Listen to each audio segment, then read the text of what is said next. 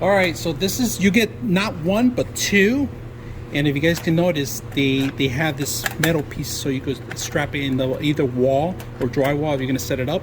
Now, just to be sure, they give you two of each because there's two different light bulbs. There's one, it doesn't, light bulbs are not included too also.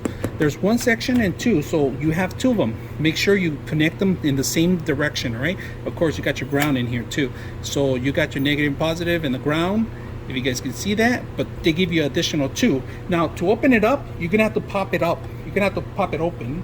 And this is a little tricky because it took them quite a while to get it open, but there it is. And it's just a suction cup pretty much to take them out. And of course, you put your light bulb in here. We put an LED light up to 60 watts we put in here. So that's pretty much a normal. And it's both ways. And make sure you lock it back in. Seal it back. It seals it back. If you guys can notice, there's a vacuum seal in there. Not vacuum seal, but airtight seal, so in case of rain. Now, if you guys see the frost glass, it's glass. It's not plastic, of course. And they give you the two sides. The same thing, pop out. Just be sure that you make sure that your electrician knows that he needs to wire both.